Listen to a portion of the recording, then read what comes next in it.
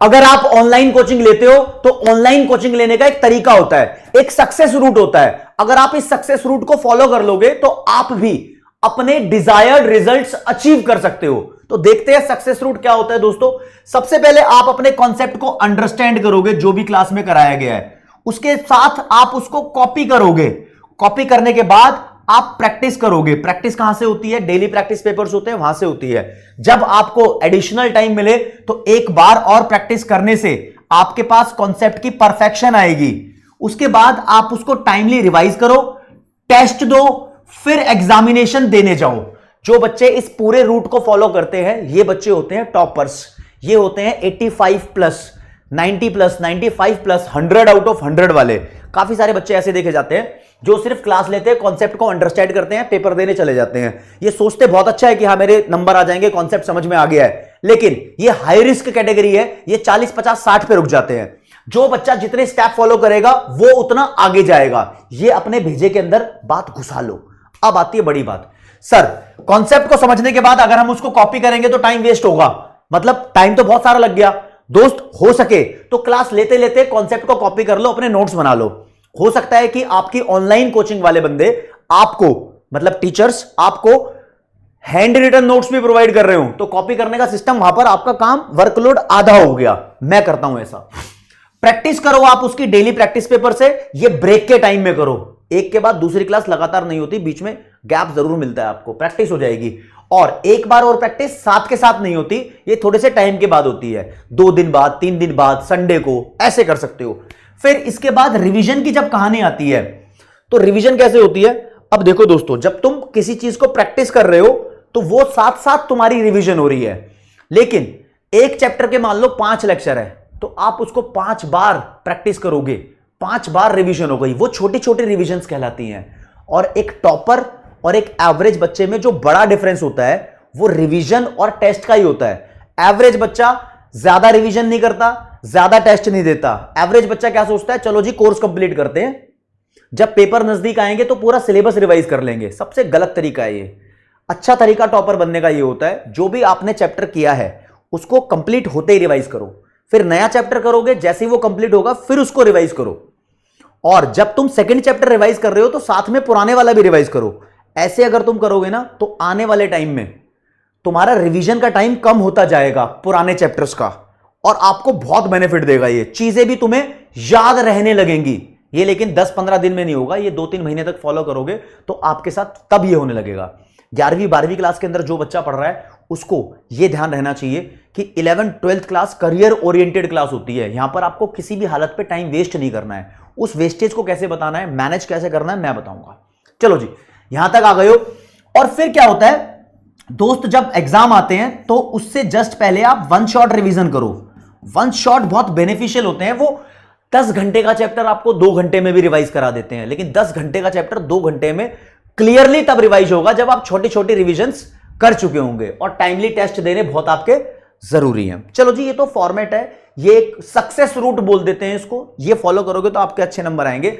लेकिन दुविधा ये होती है, सर मैं 8 घंटे स्कूल जाता हूं, 7 घंटे सोता हूं और 4 घंटे की ऑनलाइन कोचिंग होती है, तो ये टोटल मिला के दोस्त आपके 19 घंटे हो रहे हैं। अब आपके पास 5 घंटे बच गए हैं। इस 5 घंटे को यूटिलाइज करो। फैमिली टाइम देना जरूरी है। फैमिली की बातें मानो, घर का काम भी करो, उनके साथ समय बिताओ। 1 से 1.5 घंटा बिल्कुल जरूरी है। थोड़ा सा एंटरटेन होना भी जरूरी है, तो आधा 1 घंटा तुम एंटरटेन भी हो जाओ। कुछ छोटा मोटा स्पोर्ट्स, एक्सरसाइज, हंसगुल्ले, कुछ मौज मस्ती, ये भी हो जाए। तो मैं इसको मान लेता हूं तुम्हारे 2-2.5 घंटे यहां पर चले गए हैं। तुम्हारे पास अभी भी 2.5 घंटा या 3 घंटा बचा रहेगा। इसके अंदर आप एडिशनल काम कर सकते हो। फॉर एग्जाम्पल, आप स्कूल का होमवर्क कर सकते हो, ठीक है। अब बच्चा बोलेगा सर मेरा खाना रह गया। देखो, ऑनलाइन कोचिंग का एक बेनिफिट है, जब तुम्हारे पास 4 घंटे ना ऑनलाइन के, तो तुम कोचिंग लेते लेते, काफी बार ऐसी चीजें हैं जो आपको नोट नहीं करनी पड़ रही, तो कोचिंग लेते लेते भी खाना खा सकते हो। डिपेंड करता है स्टूडेंट टू स्टूडेंट। जो नहीं खा रहा है कोचिंग लेते लेते खाना, तो तुम उसके साथ खा सकते हो। मतलब ये टाइम बचा हुआ ना 2.5 घंटे, इसमें थोड़ा सा होमवर्क कर लो, थोड़ा सा रिवाइज कर लो और खाना भी खा लो। यहां पर मेन एलिमेंट आएगा आपका संडे का। जो दिन तुम्हारे पास संडे है वहां पर तुम्हारे पास 8 घंटे ये और 4 घंटे ये, 12 घंटे सीधे सीधे बच रहे हैं। तो 12 घंटे में यार तुम 4-5 घंटे जो भी तुम्हें पसंद है स्पोर्ट्स वो प्ले कर लो, 6 घंटे प्ले कर लो। 6 घंटे तुम्हारे पास एडिशनल है, इसमें सेल्फ स्टडी करनी बहुत जरूरी है भाई। सेल्फ स्टडी अपने आप में एक बहुत बड़ी चीज है। सेल्फ स्टडी के अंदर क्या आता है, सेल्फ स्टडी के अंदर खुद के सेल्फ नोट्स बनाने भी कभी कभी आ जाते हैं। हाँ जी, इस हफ्ते पूरा चैप्टर हुआ था तो इस पूरे चैप्टर के बुलेट पॉइंट्स के सेल्फ नोट्स बना लेता हूं। राइटिंग कैसी भी हो मैटर नहीं करता, तुम्हें समझ आनी चाहिए, तुम्हारे काम आएंगे वो सेल्फ नोट्स। इसमें तुम बड़े बड़े चैप्टर्स रिवाइज कर सकते हो, इसमें आप अपने न्यूमेरिकल क्वेश्चंस की प्रैक्टिस कर सकते हो, इसको आप अपने हिसाब से यूटिलाइज कर सकते हो। अब बच्चा बोलेगा सर सबका ऐसा स्केड्यूल होता है क्या? नहीं भाई, काफी सारे स्कूल में जो बच्चे जाते हैं उनके सिर्फ 7 घंटे लगते हैं और घर के पास ही स्कूल है। काफी सारे बच्चे ऐसे भी हैं जो 1-1.5 घंटे के डिस्टेंस पे स्कूल में जाते हैं, उनको 9 से 10 घंटे यहां लग जाते हैं। वो कैसे मैनेज करेंगे? राजेश 7 घंटे नींद लेनी है, डॉक्टर ने नहीं बताई, लेकिन आप अपनी नींद 6 घंटे लो, 6 घंटे से कम मत करना। 6 घंटे की सफिशिएंट नींद होती है, इतनी लेने की आदत डालो। 6 घंटे नींद ले रहे हो, आपका 1 घंटा यहां पर बच रहा है, आप इसको यूटिलाइज करो। स्कूल का जो टाइम होता है, स्कूल में तुम्हारे 7 पीरियड होते हैं, किसी के 8 पीरियड होते हैं। 8 और 7 सारे पीरियड में पढ़ाई नहीं होती है, आपको थोड़ा सा एक स्पोर्ट्स पीरियड भी मिल जाता है, कभी योगा का पीरियड मिल जाता है, कभी कोई टीचर एब्सेंट भी होता है। तो जहां तुम्हें मौका लगे उस टाइम को यूटिलाइज करो। 10-15 मिनट खेलो भी, मैं यूं कहता हूं 10-15 मिनट में 1 या 2 पेज तुम प्रैक्टिस भी कर सकते हो। अगर तुम किसी बच्चे को अपनी क्लास में देखते हो कि वो स्कूल के खाली समय को ऐसे प्रैक्टिस कर रहा है पढ़ाई में और उसका मजाक उड़ाते हो, तो मजाक मत उड़ाना, वो मजाक तुम्हारा उड़ रहा है, क्योंकि वो इस स्कूल के, मान लो भैया 365 दिन है एक साल में, और ये मान के चलते हैं कि वो स्कूल के अंदर 200 आवर्स उसको स्पोर्ट्स पीरियड के मिलते हैं, पूरे साल के 200 आवर्स, इसमें खेलने के एब्सेंटी सब कुछ आ गया। इस 200 आवर्स में ये 100 घंटे, आधा टाइम बोला है मैंने, 100 घंटे भी अगर ये स्टडी के अंदर बिता लेता है तो देखो यार ये 100 घंटे डिफरेंस क्रिएट कर जाएंगे।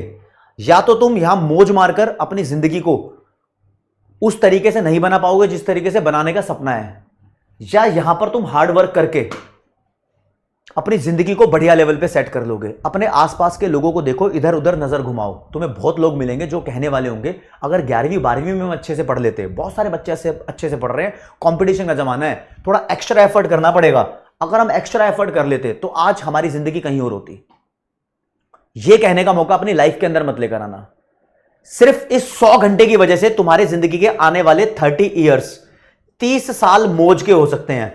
या फिर ऐसा होगा तुम ये नहीं करोगे तो आने वाले 30 साल तुम इस रिग्रेट में बिताओगे, काश हम 11th-12th के अंदर बहुत अच्छे से पढ़ लिए होते, मजा आ जाता, ठीक है, कुछ एडिशनल कर लिए होते, दूसरों से आगे निकलने के लिए कर लिए होते।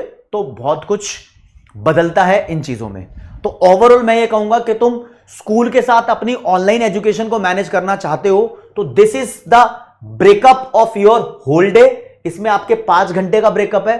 अब कोई बच्चे सुबह स्कूल जाते हैं, कोई बच्चे शाम को स्कूल जाते हैं, मॉर्निंग इवनिंग दोनों शिफ्ट होती है, सबका अलग अलग है, सब अपने अपने घर में अलग अलग तरीके से रहते हैं भाई, सबका स्केड्यूल अलग होता है। मैं तुम्हें ये नहीं बता सकता कि सुबह 7 बजे क्या करना है, 8 बजे क्या करना है, 11 बजे क्या करना है, रात को क्या करना है, ये तुम पे डिपेंड करता है।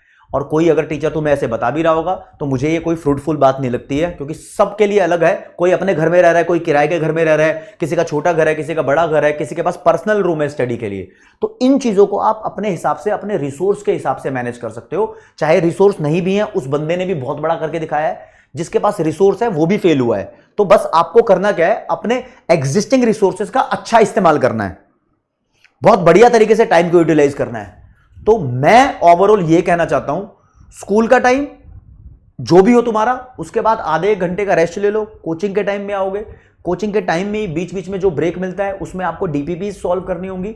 उसके बाद 1 घंटा और ब्रेक ले सकते हो, उसमें खाना खाना है, मौज मस्ती करना है। उसके बाद तुम्हारी सेल्फ स्टडी स्टार्ट हो सकती है। उस सेल्फ स्टडी में तुम्हारी प्रैक्टिस, रिवीजन, जो भी चैप्टर चल रहा है उस पर डिपेंड करता है।